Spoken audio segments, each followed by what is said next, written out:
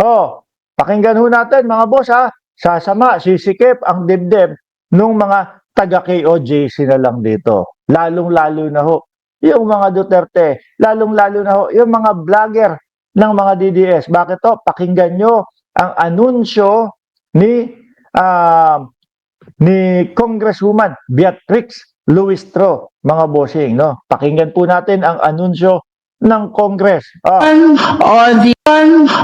the motion, Ayan na, ayan na, ayan na. The motion, banat, the motion on the request of the United States government for the extradition of Pastor Apollo C. Quiboloy is hereby granted.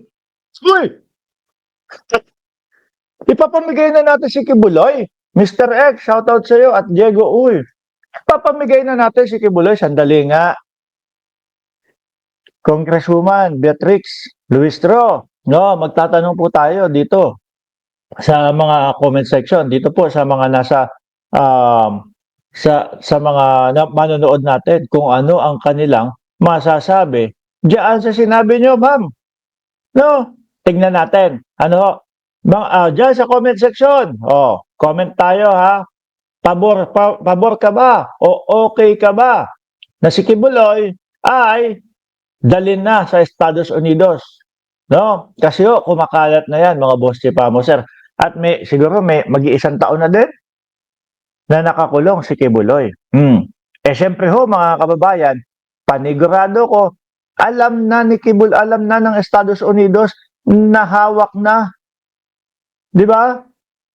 Alam na ng Estados Unidos na hawak na ng Pilipinas itong si Tospar.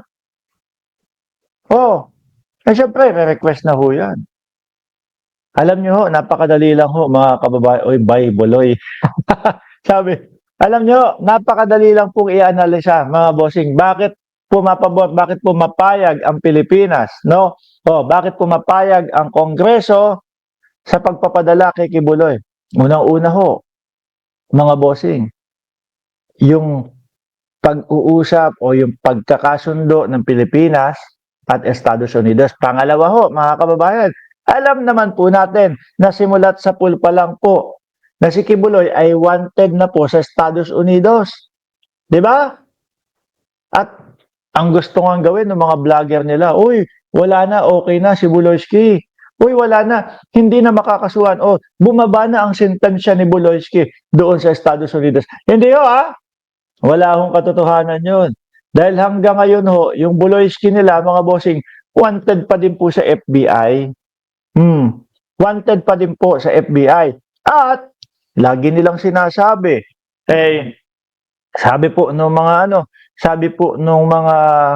vlogger nila, alam niyo po, si Pastor Kibuloy, okay na po yan.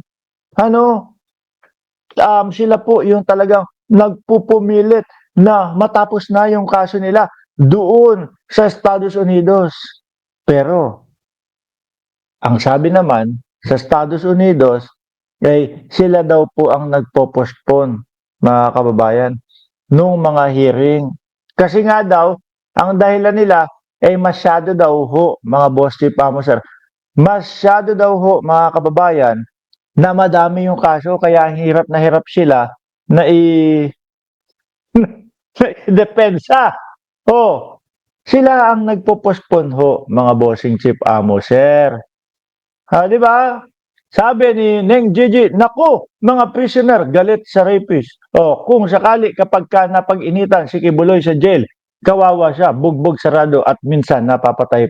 Bakit ho ba ayaw ni Buloyski sa Estados Unidos? Mga kababayan, ganito lang ho yan eh. Sa Pilipinas, kahit siguro babantot-bantot yung pinagkukulungan kay Kibuloy, panigurado ko kahit papaano, nire-respeto pa din ho yan dyan. Di ba? Kahit papaano, siguro, may konti o mas mataas pa din yung kanyang pamumuhay versus doon sa ibang mga preso. Hindi ho kagaya, mga bossing, sa Estados Unidos. Pagka ho sa Estados Unidos, nalongko si Boss Kibbs, ha? Naku po. Yan yung sinasabi na, hey, Pastor, you drop your soap. naku po, pag pinulot ni Buloyski yung kanyang sabon, alam na ho, mga kababayan. Oh, di ba? Kaya ho, takot na takot yan. At nung panahon ho, nang si Kibuloy ay pugante, nagtatago. No? Yan ang unang-una niyang request. Ang alin? Yun pong wag siyang ipadala sa Estados Unidos. So, mga kababayan, o eto, ang sabi, kapag kaparehas ng kaso ang dinidinig, lalong mas dapat pinapadali na yung pag-extradite o yung pagpapalipad kay Buloyski sa Estados Unidos.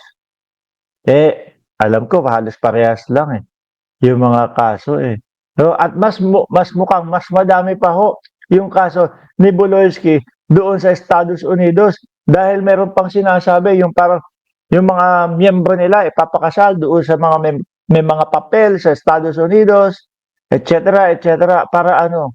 Siguro para mas mahaba po yung donasyunan. Siguro para mas makatagal sa Estados Unidos. Mas madami ang makukuhang donasyon. O, di po ba? Ganyan lang ho siguro yan. O, tapos yung sa mga lalaki naman ho, mga boss, baka para mas madami ang maibentang OTAP. Aray ko po. Sumali ko dito para makinig sa salita ng Diyos. Tapos, ang maririnig ko is, meron akong diamante na doorknob sa langit. Oh, tapos ang maririnig ko dito inaangkin yung universe, kanya daw ang universe. Tapos ang maririnig ko dito, pag hindi dumaan sa akin, kayo, ang kapupuntahan nyo, impyerno. Anak ng tokwa na yan. Kunyari, dadaan, Mga babae, dadaan. Oh, kailangan dumaan kay Kibuloy. Oh, kailangan ang shampoo mo, Palmolive. Kailangan ang suot mo yung paboritong pajama ni Buloyski. Mga lalaki naman, dadaan. Halika, dadaan ka. Boss gusto ko mapunta sa langit. Magtinda ka muna ng OTAP. Benta mo muna to sa kalsada. Boss, ba't ganun no? Yung mga above, not with matching Palmolive pa. Kami ho dito, ito, tinda ng OTAP, benta ng OTAP. Anak ng tokwang buhay yun. Tapos ang maririnig namin sa inyo, pipindutin nyo po yung... Hindi ko pa nasasabi, natawa na ako. Tapos sasabihin nyo po sa amin, pipindutin nyo po yung vibrator. Di mo ba? Kaya ho ako, bago matapos itong topic na ito, mga bossing, hayaan nyo na ho na doon mapunta si Kibuloy. At least hindi pinagpapawisa si Buloyski sa oblo ng Pilipinas. Hindi naman, panigurado ko, hindi naka-aircon yan. No? Siguro electric fan meron, pero hindi naka-aircon. Doon sa Estados Unidos, wala na aircon doon. Malamig na ho doon, mga kababayan. Malamig na doon. Wala na aircon. Di ba? Pag sinabi sa iyo, Boss Buloy, yung sabon mo daw, nalaglag. Pulot naman. Tuwarin mo na. Kaya, tingin ko po siguro mga 2 buwan, 3 buwan, mapag-uusapan na yan. Di ba? Tayong Pinoy TV Opinion. Shout out po sa inyo at Adela Brasos.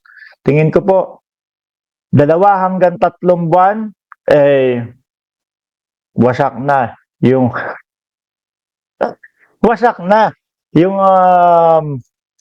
hindi ko tuloy mailusot kung ano yung wasak na kay Kibuloy. Wasak na yung basta, no? Iwan na natin yan.